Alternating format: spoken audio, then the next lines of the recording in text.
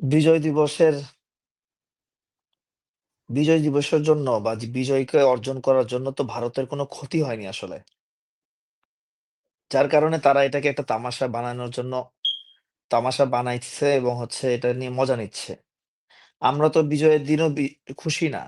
আমাদের মনের মধ্যে তো আমাদের হাজার, হাজার যে শহীদ ছিল ওই সময়ের, তাদের স্মরণে তো আমাদের বুক কেঁদে ওঠে। আমরা তো দুঃখ ভারাক্রান্ত অবস্থার মধ্যে চলে যাই। কত মা-বোন নিখোঁজ হইছে। আ সেগুলো সেগুলোর দিকে আমাদের মানসিক অবস্থা তো ভারী হয়ে ওঠে। নিঃশ্বাস ভারী হয়ে ওঠে এই দিন।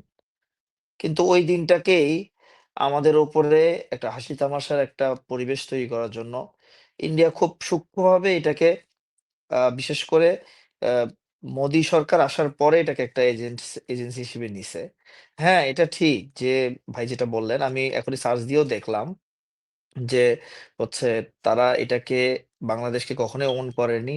ভারতের নিজস্ব আ সাংবিধানিকভাবেই তারা এ এটাকে মনে করে যে পার্শ্ববর্তী একটা দেশ আছে, যেটাকে সিকিমের মতো যেকোনো সময় হস্তক্ষেপ করে আমরা দখল করে নিতে পারবো। সিকিমের রাজাকে যেরকম হচ্ছে আ রয়ের এজেন্টরা বা মোসাদের এজেন্টরা বা অন্যান্যরা এমনকি সিকিমের রাজাকে বিবাহ করছিলেন একজন এরকম মহিলাকে যে নিজে এজেন্ট ছিল। এরকম করে নিয়ে পুরো সিকিমকে দখল করা হইছে। ঠিক এরকম আ লাস্ট 17 ইয়ার্স এ খুব চেষ্টা করা হইছে। কিন্তু আ একেবারে বাংলাদেশের মানুষের ৭১ এর চেতনা যে এখনো বাকি আছে ৭১ এর ওই শক্তি, ৭১ এর আমি দেখিনি। কারণ আমার ৮০ র পরে জন্ম। তো ভাইরা দেখছেন। আ তো উম আ কিন্তু যতখানি আমি পড়ছি, জানছি আমার দাদা নিজেও মুক্তিযোদ্ধা ছিলেন। আমার চাচা এখনো বেঁচে আছেন। জ্যাঠা উনি হচ্ছেন আ মুক্তিযোদ্ধাদের কমান্ডার এখনো পুরা এলাকার উনি দায়িত্ব পালন করেন, সবাইকে নিয়ে থাকেন। তো তাদের কাছ থেকে গল্প শুনে বড় হইছি। যে উম মানে ৭১ এর যেই স্পিরিটটা সেটা বাংলাদেশের মানুষের মধ্যে টিকে ছিল দেখেই এ এখনো পর্যন্ত ওই সিকিমের মতো অবস্থা বাংলাদেশে হয়নি। তাছাড়া যেকোনোভাবে সাংবিধানিকভাবে অধিকারিক মনে করে ইন্ডিয়া, ভারত যে বাংলাদেশ আমাদের। হুম।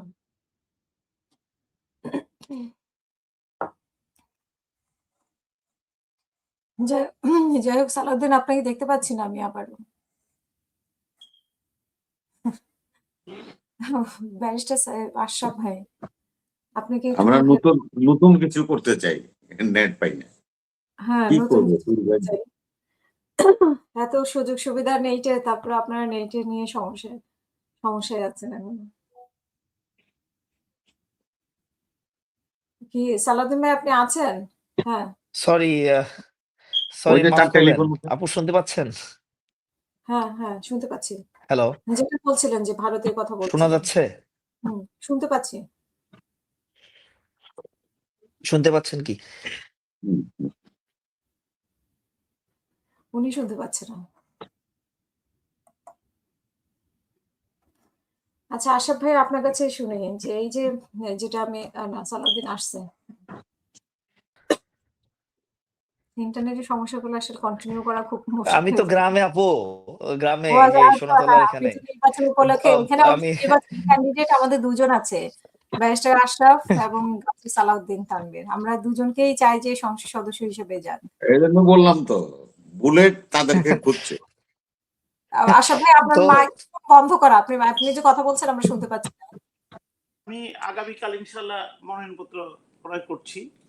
কিন্তু হুম। আমরা তো স্বতন্ত্র, হয়তো তাই তানভীর ভাই জানেন কিনা আমাদের 1% ভোট কালেক্ট করতে হবে। It's very tough. আমি 2 types election, the most toughest things. আরেকটা টাফেস্ট থিং হচ্ছে যেটা আমি বিগত আমলে ফ্যাসিস্ট আমলে ফেস করেছি। আমাকে তারা বসানোর জন্য এমন ভাবে স্ক্রুটিনাইজ করছে যে দৌত্য চয়ন ভিত্তিতে 10 জন, বুঝছেন রবি ভাই?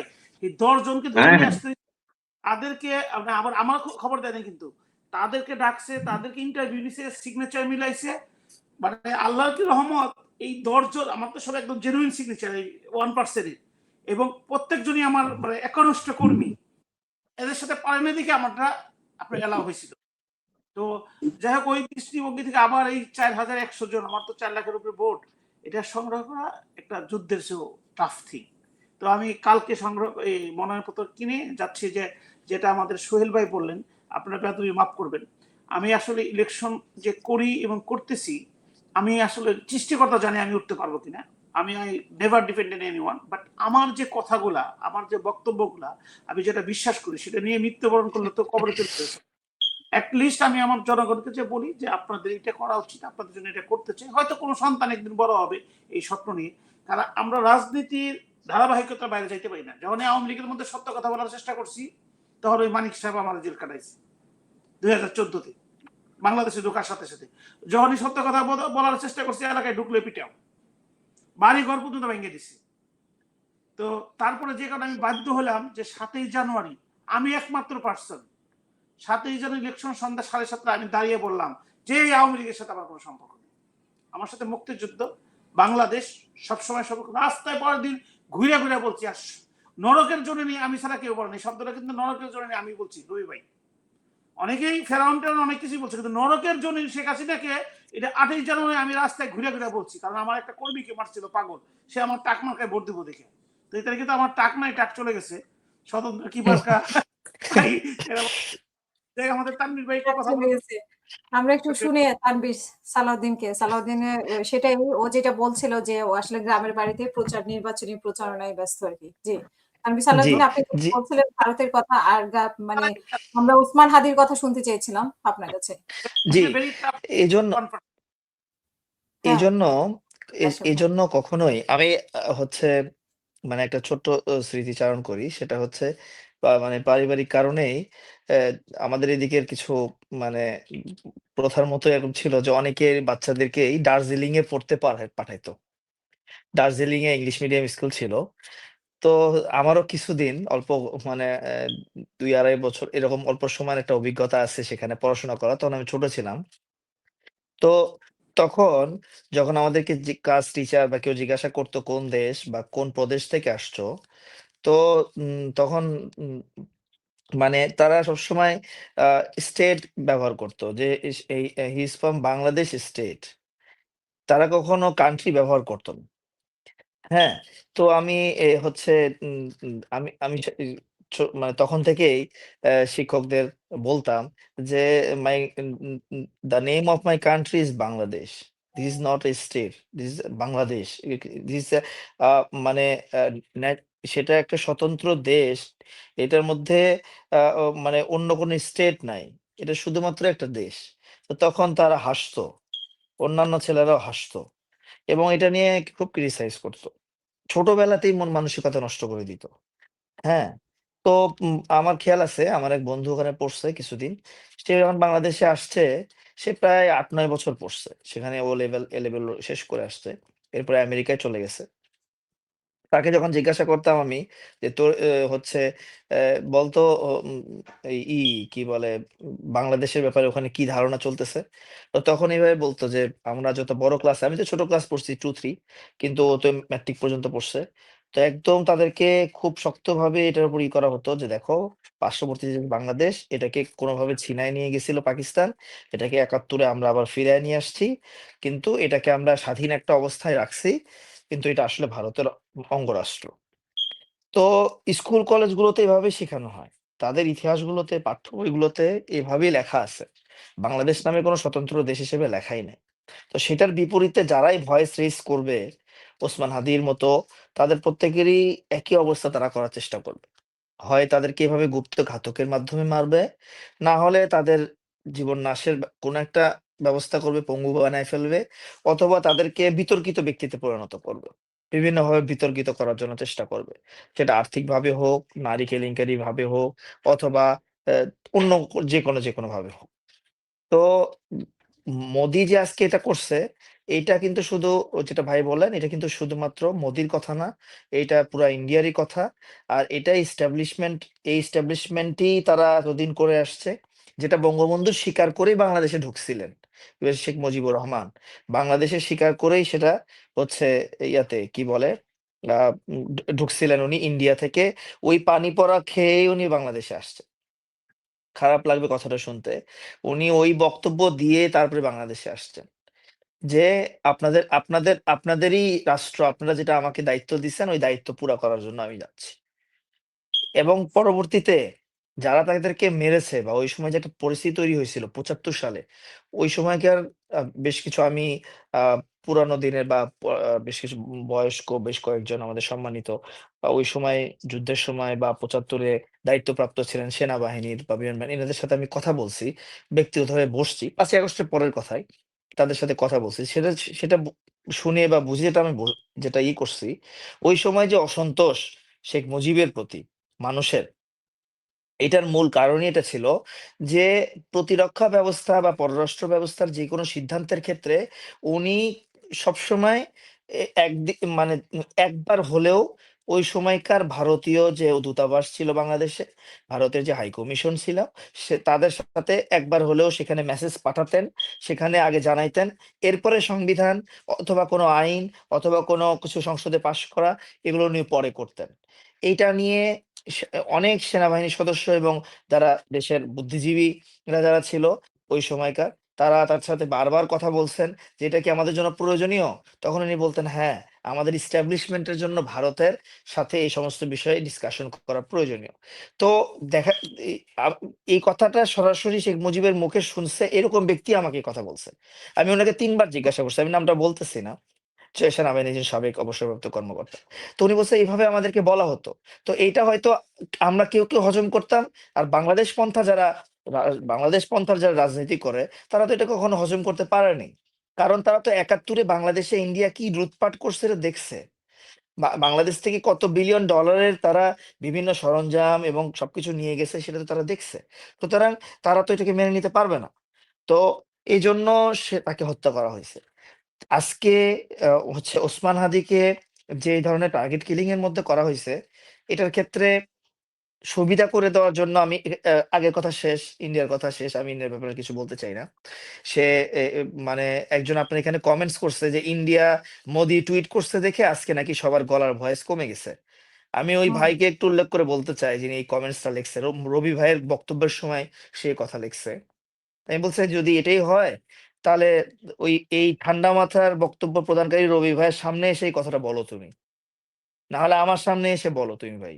তুমি কে এমন আসছো যে মনে করতেছো যে আমাদের এই নরম ভাষার বক্তব্য মোদির টুইটস এর কারণে আমাদের বক্তব্য নরম হয়ে গেছে। আর হচ্ছে ওসমান হাদির ওই যে ভাই যেটা বললেন গলা দিয়ে একটা গুলি করছো আর তাকে আবার পালায় নিয়ে যেতে হইছে। আরে এই হিটলারের সৈনিকরাও তো পালাইতো না। সুইসাইড খাইতো, বিষ খেয়ে মরে যেত। তোমরা তো হিটলারের সৈনিকের মতও না। তোমরা যাকে দিয়ে খুন করাও তাকে আবার সেফ এক্সিট দিয়ে তোমাদের বাড়িতে নিয়ে যেয়ে দাদা বাবুর বাড়িতে নিয়ে যেয়ে তাদেরকে আবার আশ্রয় দেওয়ার ব্যবস্থা করতেছো। এখন আশ্রয় মানে দাদা বাবুর বাড়িতে তো আমরাই পাঠিয়ে দিচ্ছি। এটাই বলতেছি। আমি বলছি না কথা শেষ, ওই জায়গায় আসতেছি। আপনার মনে আছে যে ফেব্রুয়ারি মাসের ৬ তারিখে সাবেক পতিত সরকারের মন্ত্রী মোজাম্মেল হক মুক্তিযোদ্ধা মন্ত্রী ছিল গাজীপুরের। তো ওর বাসাতে হচ্ছে একটা ডাকাতের সিন ক্রিয়েট করে আমাদের কিছু সমন্বয়ক, যেহেতু ওই সময় ডাকাত ডাকাত একটা রব পড়তো, সেখানে সমন্বয়করা দৌড়াদৌড়ি করে যেত বা স্থানীয় ছেলেপেলেরা ছাত্ররা যেত। তো ওই জায়গাতে আমাদের ছেলেপেলে কিছু গেছে, তাদেরকে ঘেরাও করে দা দিয়ে কোপাইছে। একজন সাথে সাথে ওখানে মারা গেছে। এই ঘটনা যখন আমরা শুনলাম, তো হাসনাত সার্জিস আরো অন্যান্যরা সহ আমরা রাত্রের বেলায় ওখানে গেলাম। যাওয়ার পরে দেখলাম হ্যাঁ একজনের ডেড বডি, আর বাকিদের এখানে লাগছে এখানে লাগছে, মারা গেছে অনেকে, আহত, চোখ উঠে গেছে। তো রক্ত তো গরম হয়ে গেল যে আরে ৫ই আগস্টের পরে প্রায় ৭-৮ মাস পরে এরকম একটা মন্ত্রীর বাড়িতে সাবেক সরকারের হাসিনার পতিত সরকারের মন্ত্রী, তার বাড়িতে ডাকাতের হইছে। সেখানে আমাদের ছেলেপেলেকে তাদেরকে আটকে রেখে মারছে। তো আবার প্রশ্ন দিচ্ছে যে দেখে নিব তোদেরকে বৈষম্য বিরোধীকে। আমি প্রস্তাব দিলাম যে চলো এখনই আমরা স্বরাষ্ট্র উপদেষ্টার বাড়িতে যাব। তখন বাজে রাত ২:৩০। রওনা দিলাম স্বরাষ্ট্র উপদেষ্টার বাড়িতে। আমি এটা এইজন্য একটু সাফ করে বলতেছি, আমরা এত দুর্বল কেন? মানে এই কেনর উত্তরটা হয়তো আমার কথার মধ্যে চলে আসবে। কিন্তু মানে এই আমাদের কিছু মানুষের আমি জাহাঙ্গীর সাহেবের যে পদত্যাগ চাবো, আমি জাহাঙ্গীর সাহেবের নামই নিতে চাই না। মাপ চাই। মানে উনি হয়তো শুনবে যে তানভীর এরকম করে বলতেছে, এটা আমি নিতে চাই না। এইরকম মানে মানে ঠান্ডা রক্ত কিভাবে হয় মানুষের এই 5ই আগস্ট পরবর্তী দেশে? উনি হয়তো রক্ত দেখতে দেখতে অভ্যস্ত। উনি হয়তো ওই যে পিলখানার রক্ত দেখছে, ওনার বন্ধুরা মারা গেছে, ওনার ব্যাচমেট কলিগরা মারা গেছে। সেটা তো উনি হাসাহাসি করে উড়িয়ে দিতেন। ওইরকমই একটা উনি ওই সময় লামসাম একটা দিছিলেন, কি বলে হচ্ছে রিপোর্ট বানায় দিছিলেন। এখন ওভাবেই চালাচ্ছে, ওইভাবেই হুম। চালাচ্ছেন। যাই হোক, আমরা ওনার বাড়িতে 3:15টার দিকে গেলাম। ওনার সিকিউরিটি তো অবাক হয়ে গেছে, বাড়িধারা ডিউটিস এর মধ্যে ওনার বাসা। সাথে সাথে আবার নেমে আসলো লুঙ্গি গামছা পরে। সাদা সিধা মানুষ হন আপনি। আমাদের ভাসানী সাহেবও তো সাদা সিধা মানুষও ছিলেন, কিন্তু শেষ পর্যন্ত তো নি- উনি যদি আওয়ামী লীগের সাথে থাকতেন, শুনতে পাচ্ছেন আমাকে আপা? হুম, হুম। হ্যালো, হ্যালো, শুনতে পাচ্ছেন? শুনতে পাচ্ছি, আপনি কন্টিনিউ করেন। হ্যালো, শুনতে পাচ্ছেন? হ্যাঁ। হ্যাঁ, শুনতে জি। পাচ্ছি।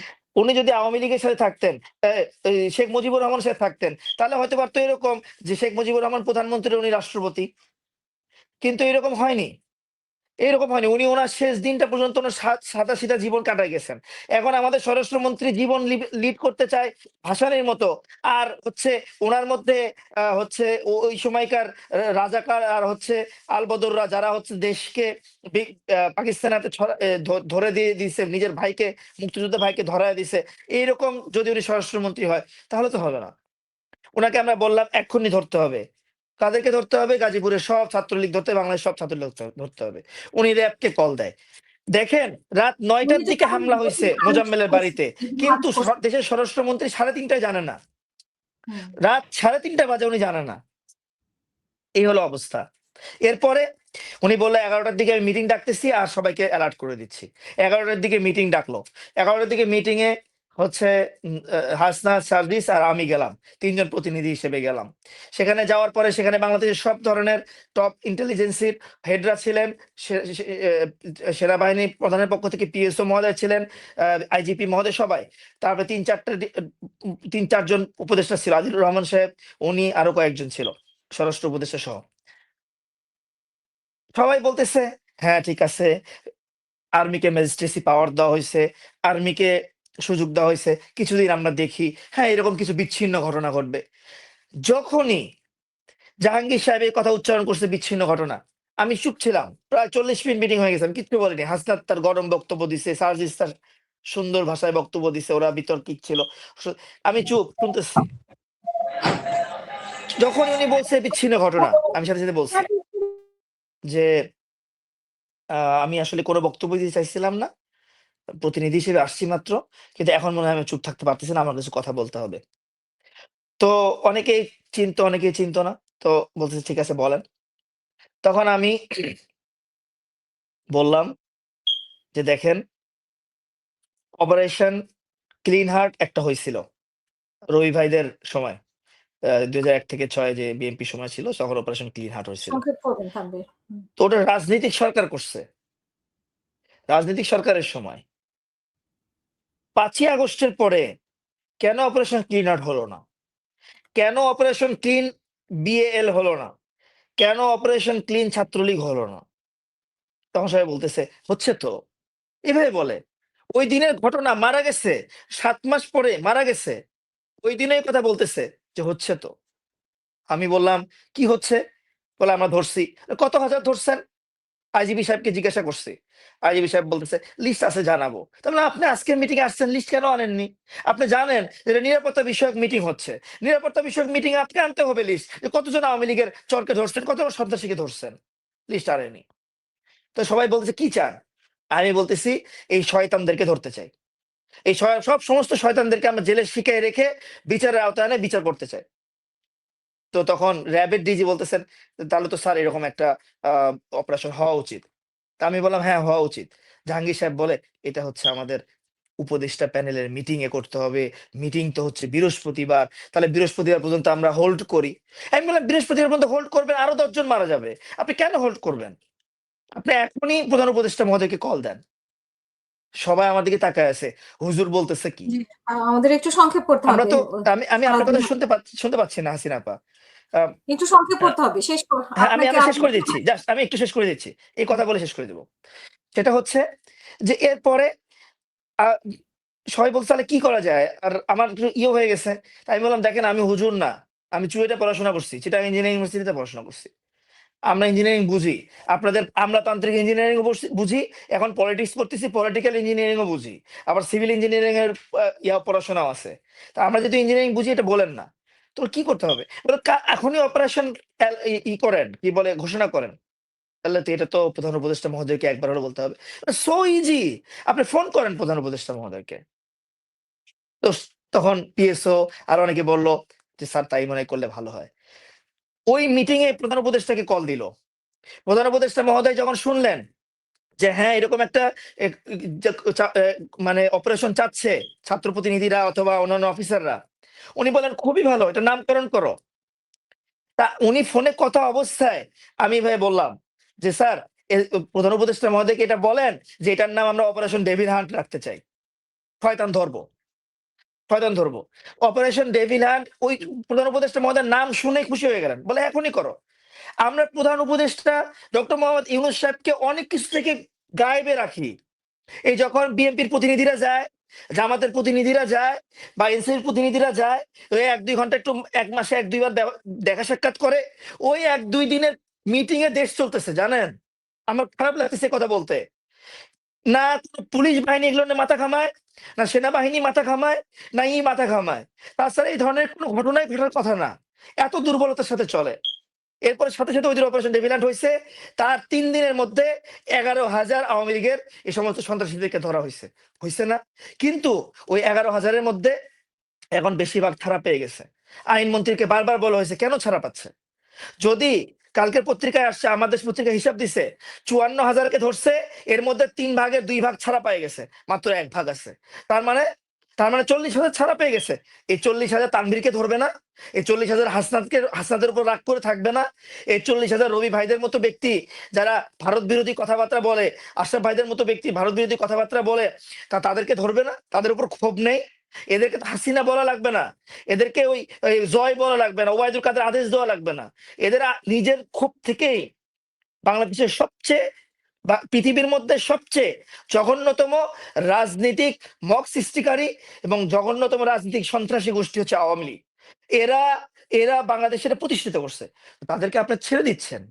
তো সেখান থেকে আপনি কিভাবে বাঁচতে পারবেন? এইজন্য কোনো ভরসা নাই।